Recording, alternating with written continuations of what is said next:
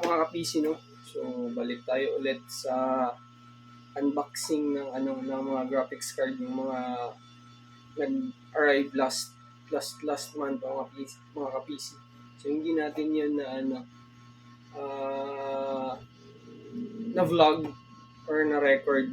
So, yung mga dumating natin na cards last month pa is yung XFX na RX 5500 XT from AMD Radeon. So, check natin mga ka-PC. Actually, eto siya mga ka-PC. So, ito yung XFX na 5500 XT. And then, may box siya. So, as you notice, so, original box. So, yun. Makinis siya mga ka-PC. Then, ito nasa loob niya.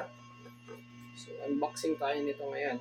So, and then, sa loob niya, kita ko ng mga ka-PC. So, ito yung nasa loob niya. Ito yung card. So, for about yung price nito is nasa currently ngayon nag-sale ito 6590 from 7590. So, isa mga ka-PC. So, makinis masyado mga ka-PC. Then, na-test natin to under 4 marks 3 test. Then, good as new siya kasi yung yung temperature lang niya is nasa 60 to 70, andyan lang na range yung max temperature under 4 marks 3 test. So 10 units lang yung dumating. Nabenta na natin yung isa na lang pala to, almost yung lahat, isa na lang to na iwan. So this one, though naka-reserve na to, so all in all, wala na tayong ganito mga PC. So this one mga PC. And then yung sa loob ng box, eto, may mga ganito na siya mga PC. So magandang cards to. Yung VRAM niya nasa 8 GB. Eto mga ka-PC. So nakasulit. Pag bumili kayo nito, sulit na din. Yun nga lang yung manual niya is since sa Taiwan to galing, importation natin, puro Chinese yung dito. So nakalagay. So disregard lang natin to. Ito yung output. Ito yung port pala, I mean. Isang HDMI, tatlong display port mga ka-PC. So isang HDMI, tatlong display port. So ang haba nito, pati natin sa ruler. Mga ka-PC.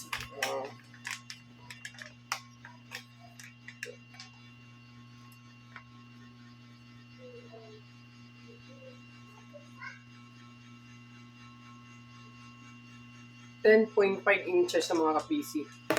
So, dapat yung mga PC case na gamitin hindi masyadong maliit. Sakto na yung MATX, not generic. Yung kasunod ng generic ng mga PC case, yung malalaki. Magandang good card to kasi na-try ko na din to. May siya, RDNA architecture na features niyo ba to? Key features. So RDNA, and then GDDR6 yung memory niya, then power efficiency, pwede sa video streaming up to 8K, and then image, yung Radeon is may image sharpening and async compute. Ano pa dito nakalagay? Radeon boost. So, yun lang. 64-bit operating system, minimum requirements niya. And then yung graphics, yung power supply na need lang nito is hindi siya power hunger.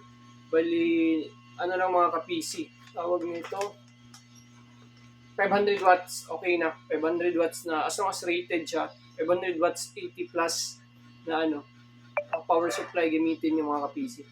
So na-try, na-benchmark namin sa like Call of Duty Modern Warfare to kasi may nagpa-build, yung processor niya is nasa yung Ryzen 5 5600G yung may integrated.